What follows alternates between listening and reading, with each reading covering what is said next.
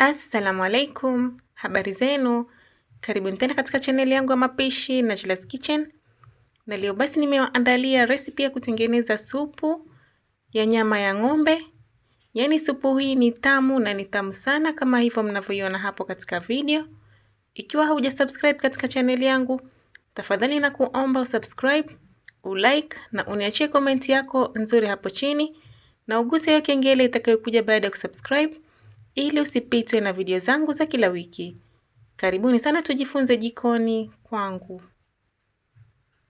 Katika sufuria yako utaendelea kuweka mafuta vijiko viwili vya kula.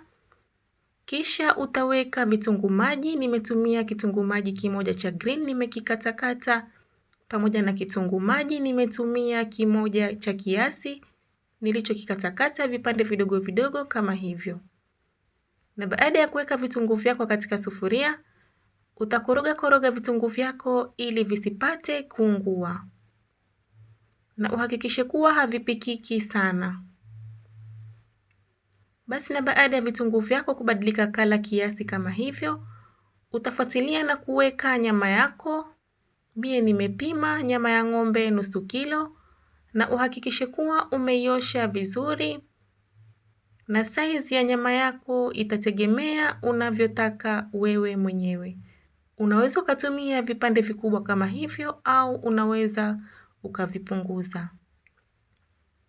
Na baada ya hapo basi utaikoroga nyama yako na uhakikishe kuwa moto wako ni wa chini ili nyama yako isipate kuungua. Hapo basi utaifunika nyama yako na uhakikishe kuwa hujaweka maji hata kidogo. Ifinike na uache itokote kiasi cha dakika 30. Na baada ya dakika 30 basi utaifungua nyama yako. Kama unavyoona hapo hatukuweka maji hata kidogo, ila nyama yenyewe ilijitoa maji. Ikoroge nyama yako vizuri na baada ya kuikoroga utafuatilia na kuweka spices zako. Mie nimetumia mchanganyiko wa spices, nimeweka spice ya nyama kijiko kimoja cha kula, nikaweka biriani masala kijiko kimoja cha chai peke yake. Unaweza ukatumia spices ulizonazo mwenyewe nyumbani kwako, sio lazima utumie kama hizo zangu. Na baada ya kuweka spices zako basi utaikoroga nyama yako vizuri. Na baada ya kuikoroga nyama yako kama hivyo mnavyoona hapo katika video, utafuatilia na kuifunika tena nyama yako na kuacha itokote kiasi cha dakika 10. Na baada ya dakika 10 basi utaifungua nyama yako kama hivyo mnavyoona hapo. Kisha utafuatilia na kuweka maji kikombe kimoja. Utaweka na chumvi kijiko kimoja cha kula na itategemea na mapenzi yako ya chumvi. Unaweza ukazidisha chumvi au pia ukapunguza. Ichanganye vizuri nyama yako kama hivyo mnavyoona hapo.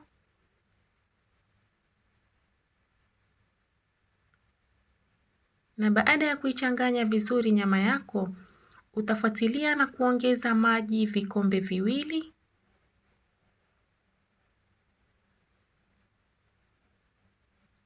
Na baada ya kuongeza maji vikombe viwili, ikoroge nyama yako vizuri na uhakikishe kuwa umeikoroga vizuri sana. Na baada ya kuikoroga nyama yako, utaifunika nyama yako na uache ipikike kiasi cha jisaa moja katika moto mdogo mdogo. Na baada ya jisaa moja basi utaifungua nyama yako na uiangalie kama ipo tayari. Yaani supu hii ni nzuri sana, hata mgonjwa pia anaweza kutumia supu hii. Haina madhara wala haina madawa mengi au kitu chochote kile chenye kudhuru. Kama unavyoona basi hapo nyama yetu imeiva vizuri kama hivyo mnavyoona. Andaa nyama yako na ipo tayari kuliwa. Kama unavyoona mashallah imekuwa nzuri na imeiva vizuri sana. Na ikiwa nyama yako itakuwa ngumu basi utaiwacha itokote tena kiasi cha nusu saa. Yaani supu hii ni tamu na ni tamu sana ajabu. Ijaribu na wewe nyumbani kwako ili ufurahie utamu huu.